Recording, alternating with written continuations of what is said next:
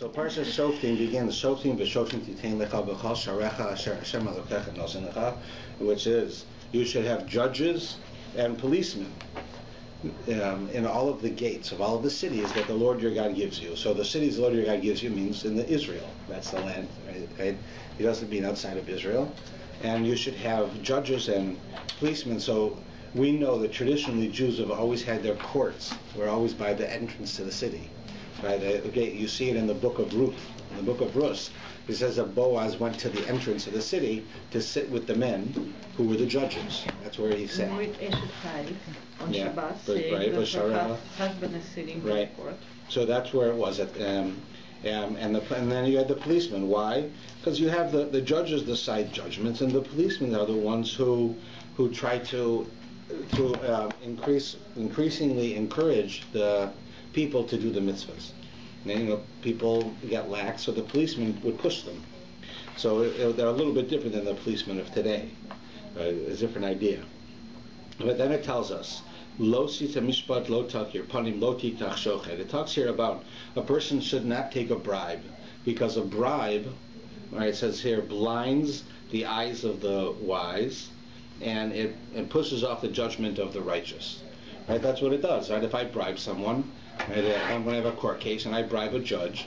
So of course the judge is not going to do what's right. The judge is going to do what I want him to do because I paid him. Right. So it tells you can't do that. So the Gemara tries to explain what does this mean, that you have to, you should not take bribes. So the Gemara gives a couple of examples. It talks about how one of the rabbis in the days of the Gemara, it says that he was sitting in court and a feather landed on his head. So a man came over and didn't want the rabbi to be embarrassed. He took the feather off his head. So the rabbi asked him, "Why are you here?" He says, "I'm here for a court case." So he was the judge, the rabbi who had the feather on his head. So he had to excuse himself because that was a bribe. A bribe does not necessarily mean that I am bribing you intentionally to cause you to do what I want. What we're learning from this is that a bribe means anything that you do for me, something nice. You do something nice for me, even if the Torah says you should do nice things, but if you do something nice for me, it's going to cause me to think of you differently than I will of your opponent, because I haven't met your opponent. He's going to come in, he's just some guy. If you, the nice guy who took the feather off my head, are going to tell me that guy's a bum, I'm going to believe you, because I know you're a nice guy, right? That's considered here as a bribe. It gives other examples of very, very minor things that people did, right? That very minor things that people did for the rabbis, and they had no intention of causing the rabbi to judge differently. They didn't even know it was the rabbi, and the rabbi didn't know that they were in a court case. But when they found out, the rabbi had to dismiss himself from the case and allow another rabbi to sit in. And the people always ask the question, if a feather would land on my head, I would not have so much appreciation for the guy who took it off my head that I would then, from that point on, I wouldn't be able to judge favorably. That doesn't make sense, right? It's such a minor thing, right? Somebody lets me go in front of him he tells a story about they had to take a boat, and one man let the rabbi in front of him on the boat, and then the rabbi had to excuse himself from his case. He said, why? These are not such big deals. Not the guy saved his life. Not like the guy, came and fixed his car for him. He did minor things, right? And so we would say, what kind of bribery is that? Because you and I know people do things like, you come in, I hold the door for you. Does that mean that you're going to not be able to judge a case favorably that I'm in because I held the door for you? You don't even know who I am. So the fact is that the rabbis excuse themselves not because they couldn't be fair, but we understand a very important thing that applies to us today, was that these rabbis felt appreciation for what people did for them. Whatever it is that people did for them, they appreciated it. Someone simply took a feather off the guy's head, simply held a door open, simply said a kind word. Simple things that they did. The rabbis felt a great amount of appreciation. They were called hakara satov. They recognized that this other person did something good for them. That idea of hakara satov, of recognizing the good, right, is why anytime that someone does this, that's why you can't judge them, because you're going to think favorably of them. But what they did was so minor that you and I, if someone did that, we would not have a real appreciation for it. It's not that we wouldn't be polite and say thank you. Of course we would. Someone holds a door open for you, you say thank you. But you don't have such appreciation for that person that you're going to say, well, because he did this, because he held the door open for me, I can't judge him, because I think so much of him. That's not the case. We don't think like that. The point is, the rabbis are teaching us a lesson totally outside of this story of bribery. They're telling us that you should feel appreciation, that you should feel that way. When someone does something for you, even if they have to do it, we should appreciate it. So here, in everyday life, when people go and they do little tiny things, and we think so little of it, we should think more of it. And especially this is really common in our own homes, with our families. Right? How often a mother makes meals, and then nobody says anything. They don't seem to appreciate it. You know that they appreciate it, because if you don't make it, you'll hear about it, right? But they don't show their appreciation. You make their beds, you take care of their laundry. The father goes to work and he comes home, and he's not so. If he had a choice, he wouldn't go to work, right? But he has to go to work. So you have all of these things that people do all the time, and we just take it for granted. The idea is that, be it a small thing or a big thing, when somebody does something for us, we should show appreciation. And here the rabbis showed how much they appreciated even the smallest little thing that someone did for them. So while the purpose of the story is found in the Gemara to talk to us about how far the rabbis went not to take a bribe, it goes to the part of it being absurd.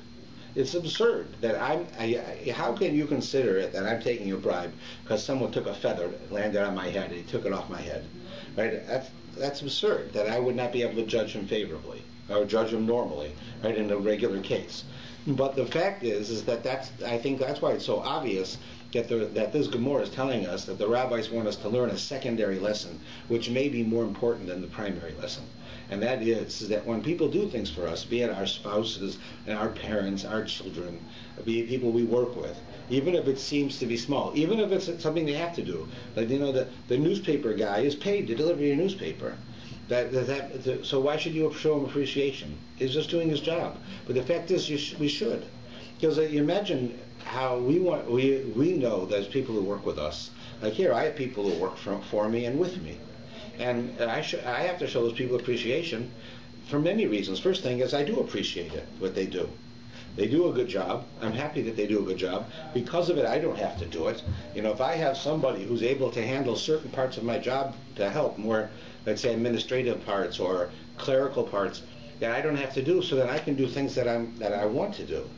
So I should appreciate it. And if they're doing it for me, that means I believe they're doing it well. Otherwise, I wouldn't have them. So I should show them. I should tell them. So we do those types of things for people, right? We wanted people to know it. And these rabbis show you how far to go. It's like when I go away. So this summer, I didn't go on any giant trips. I went on 2 smaller trips. One, I took the kids. We went to Florida, and then my wife and I went away, like we were just speaking about. And both times I came back. So the people who work with me here, like I have a bookkeeper, I have an assistant. So I brought them little gifts. I brought them a coffee mug, and things like that, key rings.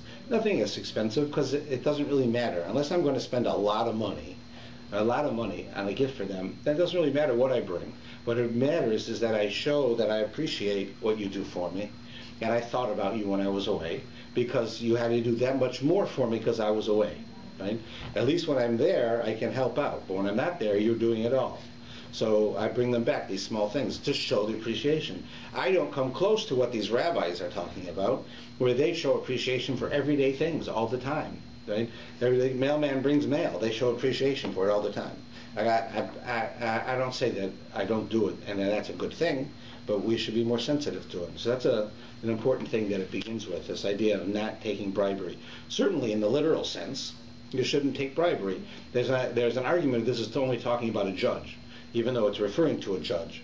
Right? In the case of a judge shouldn't take bribery. And you as a person should not bribe a judge. Both things are forbidden. But also we have to realize the amazing power behind bribery, how strong it is. When you go and you do something for somebody, Right? It has an amazing effect on those people. So some people are insensitive and they don't really show appreciation, or they don't really appreciate it. But the average person will have some appreciation. And simply by you doing a good deed to somebody, something nice to someone, you can affect how they think of you. Now, it's one thing, it's not right to do that when you're talking about how they think of you and you're in a court case and they're the judge. That's not right. But how about in general? We know there's a mitzvah that Jews should love each other. Right? So how do you get that to happen? How do you get people to do that? So one of the ways of doing this is by doing nice things for each other. By doing that, usually in the world that we live in, who do you do nice things for? People do nice things for maybe their family. I mean, I'm not going to give money to some kid comes up to me and needs money. I'm not going to give him money. My son comes to me and needs money. I'll give him money, most of the time at least, right? Because he's my son. So you treat your family different. I think in the world we live in today, most people will do acts of kindness. They'll go out of their way for their family, but they won't do it for other people, right? Unless it's an extraordinary case, in the newspaper or something. But in general, we have to make sure that we realize how powerful doing a good deed for someone is, doing something nice for someone, and how it causes affection among people. The Gemara has an interesting story, because today it's a little different. The Gemara tells a story that if you want to do something nice, so you can give something to someone. So it says that there were certain people that would give candy to children. The children would come around and give them candy, like on Shabbos, right? We have people in shul give candy to the kids when they come. So it says then, well, how does that cause love among the Jewish people? Because you're giving it to a child, right? So children don't really show appreciation. They're not mature enough. They don't understand it. They just know that you want to give them a candy, and they'll do whatever they have to do. If that means they have to say thank you, they'll say thank you. But they don't really feel it like an adult does, because they're kids. So how does that really show love? If I give your child a piece of candy, so what makes it show love is because you will care for me. You'll like me because I gave your child candy, because you love your child, right? So Gemara says that when they used to do it, they would take a piece of the candy and put it on the child's forehead right here. So the child would go home, the mother would say, "What are you doing? What's that on your head?" And you go and look at it and say, "It's candy." "How did you get candy on your forehead?" So you'd say, "Well, because the rabbi gave me a piece of candy." So then, right, that's how the child will remember to tell you, because he'll have it on his head. So then you'll go and say, "Oh, that's very nice," and then you'll have affection for the person who gave it to your child. But today it's not that way. If I would go and put a piece of candy on some kid's head, the mother would chase me down the street. Right? In fact, she probably doesn't want me to give him candy in the first place. But if I do give him candy because she doesn't want to say no to me, she certainly doesn't want me to put it on his face. Right? It gets bad enough he puts it on his own face. But that's the point. The point of the Gemara is not that I should actually put candy on the boy's face. Is that the idea is that doing these things causes love among the Jewish people, that we care for each other. And therefore, you see how powerful it is in the negative. When I bribe someone, I can actually get a person who is an honest person, and I can make them dishonest. You say everybody's got a price. What's it going to cost me to get that judge to throw this case out of court? They went and arrested me. Let's say, I'll make up a story. They drunk driving, right? And they arrest me and they take me in. The judge is going to make a case. So how much money do I got to pay that judge to get him to say he's throwing it out of court? How much is it? Is it $100, $1,000, $10,000? How much do I have to pay? But the question is that it's a wrong thing to do. But why is it that if I can pay, I can do that? I can pay money and it'll change it, because bribery is powerful. So it's powerful positive and it's powerful negative, both ways. So that's what that's telling us there. Now it goes on, it tells us then, it goes from what is a very logical law to a very odd law. But then after it talks all about this, then it goes in verse 21, Lo sitelecha asherah, don't plant for yourself an asherah. What's an asherah? An asherah is a kind of a tree. Call eitz, or any type of tree, eitz al mizbeach Hashem, near the altar of Hashem, asher tasalach, which you will do. So the commentary says here, what's it talking about, this kind of tree? So this tree that is talking about, the asherah is a specific kind of tree, but then it says any kind of tree, because it was used for idol worship. They would worship a tree. You have you have people who they worship trees today. Well, I forgot the religion today, but there is a religion even today. Druses. What? Druses. Yeah, Druze. Yeah, I thought it was another one. Astro, something or other. And they worship trees. So you can't, and what does worshiping something mean? And our belief is worshiping something is very simple. It means you're giving power to it. You're saying that that thing has power. Whatever that power is. Right? If I say that this idol, I take the statue and I say this statue has the ability to cause fertility or the ability to stop war. So I'm giving power to an idol, right? So of course that's ridiculous. Everyone knows that an idol can't do that, right? But it's more than that. Like today, well, what is idol worship today? Idol worship today probably is worship of yourself, worship of money. Money's a common one, right? Where if I could say that everybody's got a price, I could get anyone, and I don't believe this to be true, but I could get anyone to do whatever I want them to do for enough money. Whatever it is. You see, it's such a belief in our world that we live in that they make movies like this. They make movies. How much money does this guy have to pay this other man to let him have his wife? How much money do you got to pay? How much is it worth to you to do whatever I want? To kill someone, to hurt someone, to do something bad to them in business, to convict someone who's not guilty. How much do I got to pay you to do it? And there's a presumption in our society here that we live in that there's a certain amount of money that you have to be able to pay, and you can do anything you want. It depends on the person. Maybe the person, it's not that the person is, like we say, well, that person's honest. They'll say he's not honest. We just haven't we haven't found his price yet. He wants more. It has to be more before he'll do it. So that idea is the idea of you're ascribing power to money. I'm going to do what's right. Let's say this. I want to be an observant Jew. But you know what? I can't keep Shabbos. Why can't I keep Shabbos? Because I have to work on Shabbos. Why? Because I need money. So you want to tell me then, God says, I created the world, I created you, and I take care of you. And you can't work on Shabbos. Right? And you say, no, I know better. You created me, you created the world, but I have to work on Shabbos, otherwise I won't have money to live. So you think that if God is good, God's good, that he's going to create us and tell us you can't work on Shabbos, but then he's going to make it that if you don't work on Shabbos, you won't have enough money to live? That's cruel. So if he's going to tell you can't work on Shabbos, then he's going to make it possible for you to live without working on Shabbos. Right? That's the logic behind it. If you say no, that's not true, then you're saying that money is more powerful than God. I'm prepared to work on Shabbos for money. So money for me is more powerful than God. That's idol worship. That's what we're talking about. So here it says a tree. There was a tree that they used to worship, that they gave power to this tree, and said that this tree had the ability to cause certain things to happen, and therefore they pray to it. And here it says you should not place anything like that near the altar that you use to offer sacrifices. You shouldn't allow it to be there. And then it goes through a whole bunch of different things. Now, I know we spoke about it a while ago when I came back from my trip that I took a few years ago when I went to Europe. And one of them, I think the most eye-opening things about that trip was when we went to Rome. And I really enjoyed Rome. I found it to be a very interesting city and very appealing people, and really very, very interesting. If I couldn't live here and I couldn't live in Israel, I'd probably live in Rome. That was pretty interesting. And Rome had, but one of the things in Rome that we saw was the amount of paganism, right, real pagan, like worshiping idols, right, that was integrated into Catholicism, right, where they took, at one time you had Constantine was the king, he was a pagan, and he became a Catholic, and when he changed, he basically told all the pagan priests in Rome, you have to now pray to Christianity, right? You have to pray to that God.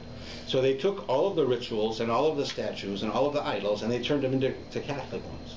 So instead, and they took it and they made it into one. They believed in one God, and they took all of these things and they changed it so that they would have the same rituals and the same holidays and the same things. That's why you always hear that Christmas has a pagan holiday tied into it, and all these different holidays have something pagan tied into it, because they did. They took the pagan ideas and they readapted it to believe in one God. What do? Right? We also lived with pagans, right? But Judaism is very old. We're very old. So in our case, though, we destroy it. Judaism has no tolerance for paganism. That paganism is like idol worship. They won't tolerate it. We won't say, oh, take that idol that guy used and let's melt it down and we can make watches out of it, or we can give money to people. Saying, no, paganism is so bad, it's so corrupting, it's so destructive for people that we have to get rid of it. So we'll take them and just turn them to dust and throw it away. We want nothing to do with it. While the Catholics took it and they saved it all. That's why if you go into the Vatican Museum, it's filled with these priceless statues and objects, which are pagan statues. They're idols. They were idols. People prayed to these things. And today they changed their meaning, but they're still there because they took paganism and they made it a part of who they were, and they changed the meaning behind it. We take paganism and we destroy it because we say there's no help for that. Anything that gives power to something in this world other than God is just wrong, and we destroy it. So Judaism in this case is very intolerant. It's not intolerant to people, it's intolerant to ideas, the idea of paganism. And therefore they would destroy paganism in every chance that they could. And that was a big difference. So this is an example that you're not allowed to have this tree, right? Because the tree was used for idol worship. And even if this particular tree was not used for idol worship, you couldn't have it anywhere near where you prayed, because you didn't in any way want it to be misconstrued that you're praying to this tree. So we have this very much. It's like, we have laws in our lives about where we're allowed to go. Like, for instance, it's not universally accepted in Judaism that you're able to walk into the like, let's say, a church of another religion, because by your going there, you're giving a certain amount of credence to it, that you're saying it's okay. I mean, we believe that it's not okay. I don't mean that it's not okay for us. We know it's not okay for us. We're Jewish. We're not going to pray another religion if we're Jewish, right? But even sometimes it's not even okay for them. Like, in general, we're very tolerant to other people. We don't believe you have to be Jewish to be close to God. You can be a non-Jew and be close to God, but you can't do certain things. And one of the things you can't do is worship idols. So we can't participate in anything that has any smell of idol worship.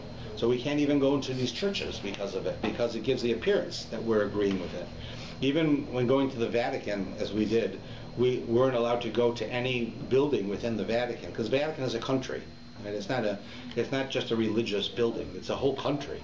So you can go there, but you can't go into the parts of it which are used for religious purposes.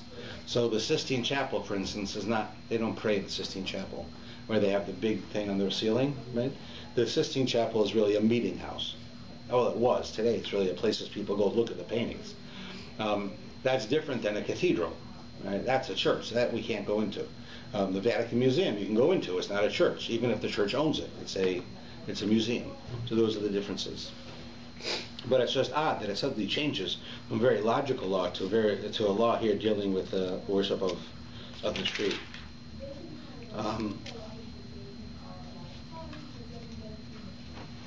There's an interesting thing when you get on 1026 and 1027, or at the end.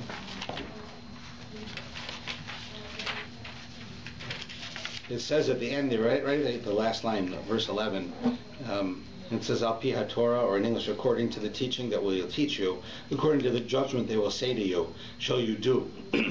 So here it says, you have sages, you have wise leaders, right? You have your rabbis, you have your teachers, your prophets, and they're going to teach you something. You shall not deviate from what they say to you. So it says, you shall do it. You shall not deviate from the word that they will tell you, right or left.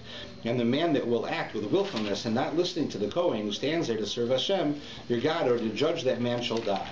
And you shall destroy the evil from among Israel. The entire nation shall listen in fear, and they shall not act willingly anymore. So Rashi explains when it says here that you should not deviate right or left, right? In other words, if you go to a rabbi and you ask him a question, you go to a prophet, or you go to the court, you ask him a question, they give you an answer, or you read the Torah and it tells you have to do something, you should not deviate right or left. You should do what it says, right? You can't. The Torah is a book of laws, and you're not supposed to just apply and do what you want with it. You have to do what it says. So why it says right or left? So the Gemara says, and Rashi quotes it, is if the rabbis tell you that your left is your right and your right is your left, you have to listen to them. That's what it says. So let's think about that for a minute. Now, Judaism is not a religion of faith. It's a religion of belief, actually not a belief, of understanding. In other words, the first mitzvah for us, right, is to learn Torah. Rambam says it's to know God, not to believe in God, to know God.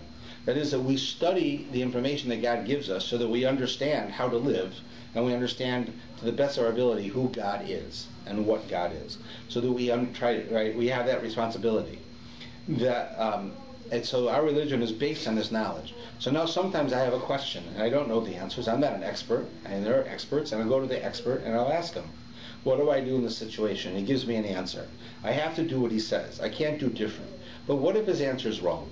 Like, what happens if I go to a rabbi and I ask him a question, and the answer is wrong? All right, let's make it real. You come to me with a chicken, and you say, is this chicken kosher? And I open it up, I check it, and I go through it, and I say, yeah, it's kosher. But the fact is, it's not kosher. It's not. I missed something, and it's not kosher, right? And you go and you eat the chicken. Now you ate a chicken that wasn't kosher, right? Now you did everything you're supposed to do because you thought maybe it's not kosher. You went to the rabbi. The rabbi's reliable. He knows what he's doing, but he made a mistake. He's human. And now you ate a chicken that's not kosher, but you knew, like, as far as you know, you didn't rebel against God. You didn't do anything bad. You just happened to eat a chicken that wasn't kosher for whatever reason. So, so I tell you that. So in such a case where a person tells you something that's wrong, what it's telling you here is that you still do it. In other words, if you knew the chicken wasn't kosher, then of course you don't do that. But if you go and they tell you something that's different than what you think, or it turns out that what they said wasn't right, you still do it. Why is that? Why would they tell you to do such a thing? If they tell you that your right hand is your left hand and your left hand is your right hand, this is what Rashi says, then that's what you believe. But you know your right hand's your right hand. Right? You know that. So why are they're telling you that your left hand is your right hand and you're supposed to do it? And the idea is as follows, is that the purpose of the Torah is so that people should do what is correct. And then God gave the Torah to us, and that all of us have the obligation and the privilege to know it. It's as much your Torah as my Torah. That's why I'm not supposed to charge anybody to teach Torah, because it's your Torah. Right? It happened that I learned it, so you have an obligation to learn it too. I have an obligation to teach you. In fact, all right, so I have to make a living, so we have ways of accomplishing that. But really, it's your Torah as much as mine. You have much of an obligation to know it as I do. So you should learn it, and I should learn it. If I happen to know more than you, I can teach you, but I'm not supposed to charge you, because we're all supposed to know it. So the fact is, we're all supposed to know the Torah, but we can't all know the Torah. It's very hard. It's a lot to it. Not everybody has that ability. Not everybody has that privilege. You do the best you can, but sometimes you got to go to somebody who's an expert and ask them a question. I do it all the time. I got to go ask. All of us have to ask. And the person tells you the wrong answer. Right? So what the commentaries tell us is that you follow the answer that's wrong. I mean, it's ultimately wrong. There's no way you're going to know it's wrong, but in the world of God, it's wrong because he said something incorrect. What the answer is that you follow it because we can't have anarchy. You can't have everyone doing what they want to do. Because I'm going to come and say, well, I want to do it this way. And you're going to say you want to do it this way. And you want to do it that way. And then we're going to end up with no practice of how to do things according to the will of God. And everyone's going to be doing what they want. This happened in history. You have it in the book of Shoftim, book of Judges, and the prophets, where it says that everyone did what was right in his eyes. And there was a lot of trouble because people don't do what's right when they do what's right in their eyes. They do what they want to do. And therefore, we sometimes need to listen to the rabbis even when it seems that what they're saying might not be correct. Because it's very rare that happens. But if you start to question them, when you think something might not be right, then you're going to question them when it is right and not do it. So they said on the rare occasion that happens, that's what the Torah is telling us. Right? The one has to do such a thing. Okay.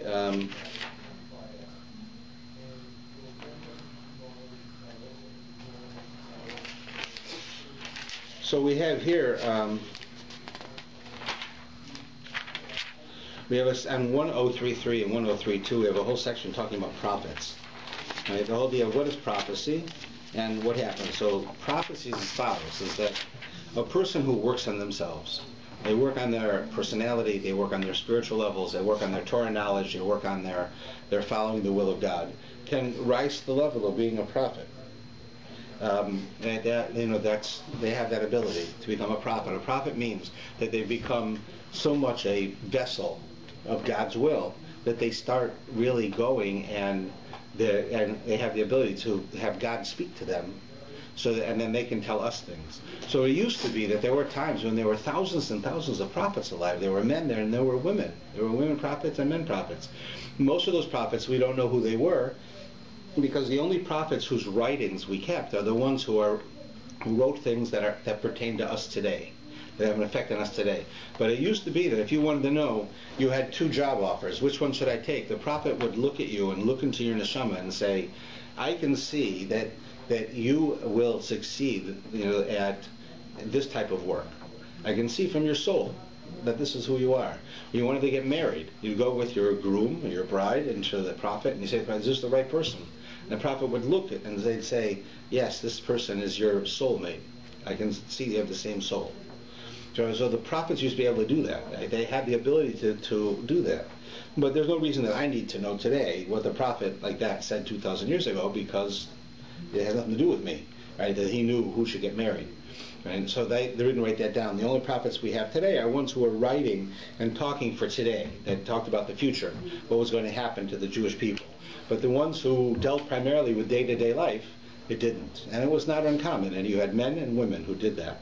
So the prophets that we have today are a bit different. So it talks here in the Torah about what if you have people who do magic and people who are prophets and people who pretend they're prophets. So the first rule it tells you about a prophet is not allowed to deviate from the Torah at all. The prophet can't say, give you a new mitzvah, and he can't take away a mitzvah. A prophet can't say, it says in the Torah that you can't eat pig. Well, the only reason you can't eat pig is because it has a disease. But now we know how to combat that disease, so you can eat pig. So if someone says that to you, you're not allowed to listen to them. Because that's an example of, like today, that's an example of somebody who's just being silly. But back then, if it was a person who said, I'm a prophet, and God said to me that you can eat pig now because you know how to take care of it. You can cure it. That's what they call it, curing it. And you won't get sick when you eat it. So that's impossible. The Torah tells you a prophet cannot change the Torah. He can't add to the Torah and he can't take away from the Torah. That can never happen. Prophecy has to be within the rules of the Torah. You can't change that. So therefore, any time that happens, that's why you have problems when it talks about in history about various religions who had prophets, especially if they say they were Jews. And they were probably people who say that, for instance, in Christianity, that their leader was Jewish and that their leader was a prophet. For their leader to have said, and I can't say that he did or not, and wasn't around, but to have said that you don't have to keep the Torah to the way that we say that you do, is the first proof that he's not a prophet. Because a prophet can't do that. It says right here, a prophet cannot go add or take away from the Torah. Right? That's it. It has to be he has to follow the Torah. All he does is he can expound on it, he can explain it, he can apply it, but he can't change it. And it's a very important thing. And when it also talks in here about magic, let's talk about that for a minute. There's a line in here that says you should not suffer a witch to live. It talks about people who would go and they would read bones. They could look at the bones of a dead person and they could tell you your future from the reading those bones. Now, we have things like that. People who read tea leaves, people who read your palm. And the fact is that there's an argument in Jewish tradition about this. According to one opinion, which is a prevalent opinion, that the reason the Torah forbids this is because it's real. That there is witchcraft, there is magic in the world. There's such stuff in the world. And there are people who know how to use these forces. And if you go to them, they can do it for you. They can either you pay them or whatever reason, they can cause certain things to happen that would not happen otherwise. According to one very serious opinion, or even a number of them, very important opinion, that's the case. But the Torah tells you you're not allowed to use them. There are such things, but you can't use them. That's one opinion in the Torah. And then, so if you're going to ask me then, if there is such people like this who can read the stars, for instance, so how come we don't know that there's such a thing today? So the fact is today, when you hear about these people who read the stars, that's entertainment. The knowledge, right, the wisdom has pretty much been lost. They don't know how to read palms, they don't know how to read faces, they don't know how to do those things today, because those were knowledge, according to this opinion that we have. That was knowledge, it was real. When God created human beings, He created them with information on their hands. He created human beings with certain destiny that was going to happen, and if you knew how to read it, you could tell the person their destiny, who they'll marry, where they're going to live, how long they'll live, and things like that. And the Torah tells us that we, the Jewish people, are not bound by these laws. That if there's a law that says you're destined to live until you're 80, and that's it, right? You're not going to live longer, so God would tell us that we Jews don't have that. that even if your own hand says it, it doesn't mean anything, because if you look back in the book of Bereshit, it says in the book of Bereshit that Abraham is talking to God. God tells him go out here at night and look at the stars, and count the stars. So will be your children. So it says to count the stars. So will be your children. What does that mean? You can't count the stars. And when they say count the stars, and you'll have as many children as the stars, but it says so will be your children. It's telling you that just like you go out now, count the stars, you're above the stars. The stars have power, but you're above them. The Jewish people are not governed by destiny, not governed by the stars. You're governed by me, God says. And we have a relationship, and things can change. It's because when you were born, you had the destiny on your hand that you'd live till 80. Based on your actions in your relationship with me, God says you can live longer or less. It's not real for us. For other people in the world, it could be. That's according to that opinion. So we believe, number one, that it could be that there were such people who could do this. Number two, that for the most part, this information was forgotten. They don't know how to do it anymore. Today it's a game. Right? And number three, it doesn't apply to Jews. It could apply to anyone else in the world, but it does not work with us. We are above it. We're above the stars. That's one. Now there's another opinion, which is the opinion of the Rambam, a very famous authority, who says that there is no magic in the world. No such thing. There's no witches, there's no warlocks, there's no reading your palm, there's none of that. So if that's the case, why does it tell you in the Torah, don't let a witch live? There's no such thing as witchcraft. Right? So it's just a person, an entertainer. You're going to go kill an entertainer because they're pretending to be a witch? There's no witchcraft. A person says, I can read your palm. A person says, I can use my crystal ball and see your future. They're all fake. Rambam says there's no such thing. So then why does the Torah say it's forbidden if there's no such thing? Because the Rambam tells us, because the Torah says, don't be stupid. That's what it's telling you. I'm giving you a law. Don't be stupid. There is no such thing as magic. There's no such thing as witches. If somebody says they're a witch, they're stupid. They're foolish. There is no such thing. Right? That's what the Torah tells us. That's according to that opinion. So there's two opinions, and they both have what to prove their point on. If you want to believe that there's such a thing as black magic, you can believe it. There's such a thing. But you also have to believe that most of what you find today with black magic is not black magic. It's entertainment. You open up the horoscope in the newspaper, that's entertainment. That's not a horoscope.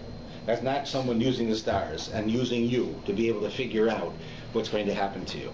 And secondly is that we, the Jews, are not governed by it, even if there is such a thing. Even if there is a power in reading the stars. And secondly is if they haven't forgotten it, nevertheless it doesn't apply to us. Because our destiny is with God. And when God created the stars and all the knowledge within the stars, he also created the fact that the Jews are not a part of it. So that you have to keep in mind as well. So all of that it talks here about all these things with these different types of fires and different things that the people would do in order to know the future, right? And so there's an argument if this is actually literally true or not. Either way you can follow it, but in either way it doesn't apply to us. Okay, back in the beginning there was a very interesting quote. You don't have to really look at it, but I'll tell it to you. And it says, Tzedek, Tzedek, Tirdov. And what that is righteousness you shall follow. That is to say that a person has to be righteous. Right? You're talking about courts, and the court has to be honest. You can't have bribery, like we said. You have to follow certain rules. There's policies. Tzedek, Tzedek, Tirdov. But we know a rule also, that the Torah never repeats anything. There's no extra words, no extra letters in the Torah. And this sentence, there's an extra word. It says tzedek, tzedek. Tzedek means righteousness. Tirdov means to run after. You should run after righteousness. You should, if you're going to be in a court, you should make sure that the judgment is righteous. So why say the word twice? Tzedek, tzedek, tirdov. So a number of the commentaries say this. One of the most prominent is the Kutzker Rebbe, who is very known for his very sharp statements, and he says that this is not an extra word at all. Even though it says the word tzedek twice, he's telling you that the Torah is telling you a message. It's telling you tzedek tirdov means you should run after, pursue righteousness. You should go after it with a vengeance. You want to make sure that whatever you are doing, you're doing it in the right way. But the reason the word's repeated, the Kutzker Rebbe says, is because it's telling you if you want to do the right thing, make sure that you do the right thing in the right way. Don't do it in the wrong way. What does that mean? Well, I'll give you an example.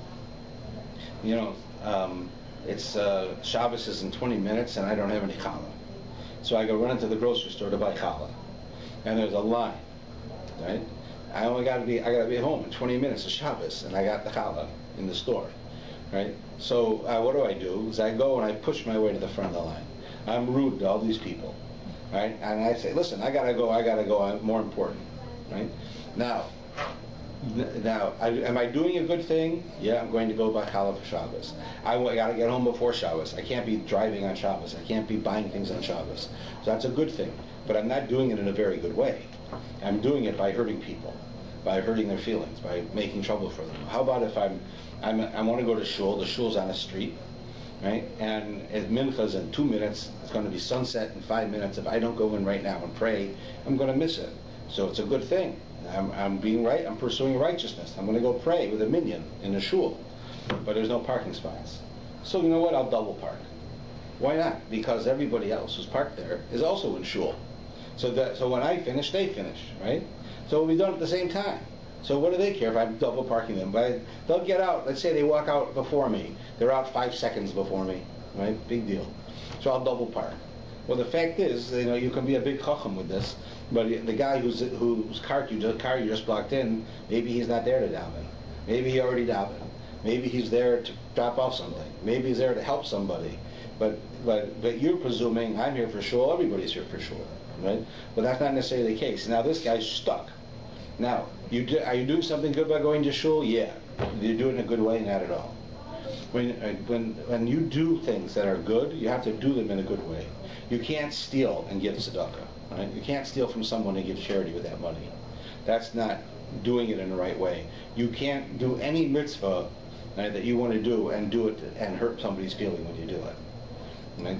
There's many examples of this that we find, right? Where let's say I want to make a minyan, right? So that I could have I need 10 guys. I only have 9, and there's a guy over there, so I want to grab that guy to come to my minyan, but somebody else wants him to be in a different minyan that he's making over there, because there's lots of them going on at the same time. I take him, now then he won't have a minyan. I will, and he won't. So is it good to have a minyan? Yeah. But he's not going to have one because of me now. So that's not good. So that's the idea, is if you want to be a good person, you want to follow the will of God, don't do it at the expense of somebody else. Make sure you're doing it righteously. Make sure your good deeds are being done well, good.